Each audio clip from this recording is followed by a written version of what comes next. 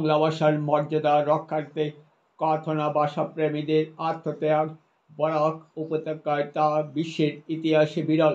খোদ রাষ্ট্রসংঘ বাংলা ভাষার মর্যাদাও দিয়েছে।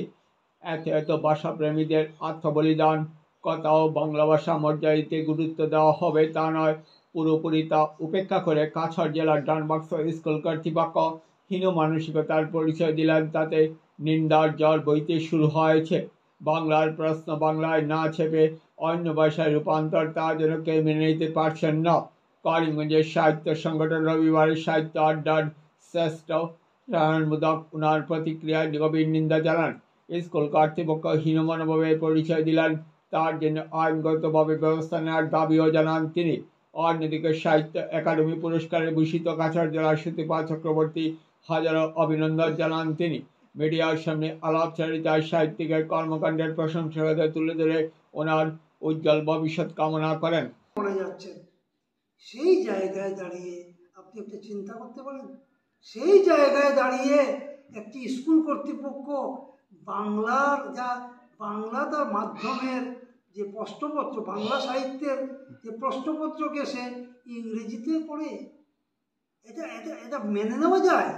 এটা মানতে পারি আমরা? তাদেরকে কি ভাষায় আমরা নিন্দা জানাবো? এবং শুধু নিন্দা জানালে হবে না, এটা আমি তো মনে করি সম্মিলিতভাবে তাদের এই কাজকে আমরা আইনের কোনো ধারায় যদি নিয়ে যাওয়া যায়, তার আইনের মাধ্যমেও যদি কিছু করা যায়, যদি আমি জানি না করা যায় কিনা, যদি যায় তা সম্মিলিতভাবে তাদের এই কাজকে আমরা প্রতিহত করার চেষ্টা করা উচিত বলে আমি মনে করি। রাজ্যিক স্তরে যে সাহিত্য একাডেমি পুরস্কার প্রদান করা হলো এবছর, তাতে বরাক উপত্যকার নাম জুড়ে এলো। বরাকের সুতপা চক্রবর্তী, যিনি এবার সাহিত্য একাডেমি পুরস্কারে ভূষিত হলেন। যেহেতু আপনি একজন সাহিত্য স্রষ্টা রয়েছেন এবং একটি সংগঠন রয়েছে রবিবারের সাহিত্য আড্ডা, তো সেই পরিপ্রেক্ষিতে আপনার কি অভিমত প্রকাশ করবেন আমাদের সামনে? ধন্যবাদ। অত্যন্ত সুন্দর একটি বার্তা নিয়ে এসছেন আপনারা। সাহিত্যতে অনেকেই লেখালেখি করেন, বরাক উপত্যকায় অনেকেই আছেন, আগেও ছিলেন, এখনো আছেন, ভবিষ্যতেও থাকবেন। কিন্তু এটি একটি অত্যন্ত আনন্দ এবং সুখবর আমার কাছে যে নবপ্রজন্মের আমরা যারা অনেকেই বলি, যেমন রবিবারের সাহিত্যের কথাই যদি আমি বলি, আমরা কিন্তু শুরু করেছিলাম যে নবীন প্রজন্ম যাতে সাহিত্য চর্চায় উঠে আসেন, তার জন্যই রবিবারের সাহিত্য আড্ডার সৃষ্টি আমি করেছিলাম। এখানে নবীন প্রবীণ সবারই মেলবন্ধন। কিন্তু অত্যন্ত আনন্দ হচ্ছে আমার যে এই প্রজন্মেরই একজন সাহিত্য একাডেমি পুরস্কারে ভূষিত হয়েছেন সুতপা চক্রবর্তী। তাকে আমি অভিনন্দনের ভাষা আমার কাছে ঠিক আসছে না, তাকে কি বলে আমি অভিনন্দন জানাবো। তার বইটা আমার যে গ্রন্থের জন্য উনি এই একাডেমি পুরস্কার পেয়েছেন, যারা যে হলুদ ফুল গত জন্ম, এই যে কাব্যগ্রন্থের জন্য উনি একাডেমি পুরস্কার পেয়েছেন, এই বইটি আমি পড়িনি। আগামীতে আমার ইচ্ছে আছে, পড়ার ইচ্ছে। এই যে আজকে একটা বিষয় কিন্তু চিন্তা করা যাচ্ছে, এই কয়েকদিন আগে দেখুন একটা বিষয়, আপনাদেরও এটা অবগত আপনি আছেন, যে শিলচরের একটা স্কুলে বাংলা প্রশ্নপত্র ইংরেজি শব্দাবলীতে করছেন। মানুষ নিজের মাতৃভাষার প্রতি কতটুকু অনীহা। একটা আমরা ধরতে পারি যে যারা অভিভাবক তারা মাতৃভাষায় তার ছেলে মেয়েকে শিক্ষা দিতেও অনীহা, যাতে আন্তর্জাতিক একটা ভাষা যেন হয়, আন্তর্জাতিক ভাষার মাধ্যমে ওনার বাচ্চাটা যেন আন্তর্জাতিক মানের হয়ে ওঠে।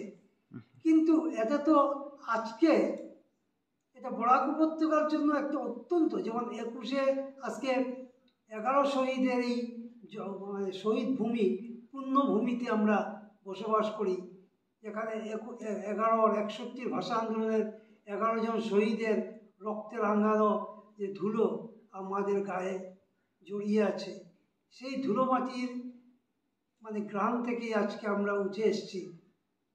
সেই জায়গাতে এই যে নবীন প্রজন্মের সুতপা চক্রবর্তী, তার গ্রন্থে তিনি আজকে একাডেমি পুরস্কারে ভূষিত হয়েছেন, এর চেয়ে বেশি গর্বের আর কি হতে পারে। তাকে আমার অত্যন্ত আমি রবিবারের সাহিত্য আড্ডার পক্ষ থেকে, আমাদের আড্ডার সবার পক্ষ থেকে তাকে অনেক অনেক শুভেচ্ছা এবং অভিনন্দন জানাই। আর ভবিষ্যতে তার থেকে আরও অনেক লেখা বই গ্রন্থ আমরা পাবো, এবং আমি এটাও আশা করি যে বরাক উপত্যকায় যে বাংলা সাহিত্যের চর্চা হচ্ছে, এটা আমরা যেমন একটা চর্চা এই পুজো সংখ্যা করে থাকি, তৃতীয় ভুবনের সাহিত্য, আপনি নিশ্চয়ই অবগত আছেন যে আজকে প্রায় 10 বছর ধরে আমরা এই প্রতি বছর পুজো সংখ্যা করে যাচ্ছি। এই যে এত প্রতিকূলতার মধ্যে দিয়ে আমরা যে প্রত্যন্ত অঞ্চলে বসবাস করি, যেখানে সেই রকম আমাদের লেখা ছাপাবার, প্রকাশ করার যে এত অন্তরায়, এত প্রতিকূলতার মধ্যে দিয়েও এই যে মেয়েটি, এই যে লেখিকা, এই যে নবপ্রজন্মের একজন, আমি কি বলবো, প্রতিনিধি বলতে পারি, সে নবপ্রজন্মের এক প্রতিনিধি হিসেবে উঠে এসছে আমাদের সামনে। আমি তাকে অনেক অনেক অভিনন্দন এবং শুভেচ্ছা জানাই, এবং আমি প্রত্যেকটি মা বাবাকে এবং অভিভাবককে জানাই যে মাতৃভাষায় আপনি অনীহা প্রকাশ না করে মাতৃভাষায় শিশুটিকে পড়ান, এবং তার এই সাহিত্যের যে রস সেটা আস্বাদন করতে তাকে সহযোগিতা করুন। কারণ এই সুতপা চক্রবর্তীর যে লেখা বইটি পড়তে গেলে আপনি বাংলা জানতে হবে, আপনার বাংলাটা জানা প্রয়োজন, আপনার মাতৃভাষাটা চর্চা করা প্রয়োজন। তা আপনি কাগজে দেখবেন যে সুতপা চক্রবর্তী একজন বাংলা একাডেমিতে পুরস্কৃত হয়েছে, খুব আনন্দ করলেন। সেই আনন্দটা তো কতটুকু, তার লেখা থেকে আপনি যদি না পড়েন, তার লেখাটা সম্বন্ধে আপনার পরিচয় না থাকে, তাহলে আনন্দ আপনার কতটুকু হবে। আমার আক্ষেপ হচ্ছে আমি এই বইটা পড়িনি, আমি নিশ্চয়ই সংগ্রহ করব এবং এটা পড়ব। আরও যারা লেখেন তাদের, এই যে আমাদের এখানেও অনেক নবীন প্রজন্মের ছেলেমেয়েরা উঠে আসছে, লেখালেখি করছে, তাদের সবার প্রতিনিধি হিসাবে আমি সুতপা চক্রবর্তীকে দেখছি। আমি অভিনন্দন জানাচ্ছি সুতপা চক্রবর্তীকে আপনাদের এই ইলেকট্রিক মিডিয়ার মধ্যে দিয়ে। ধন্যবাদ।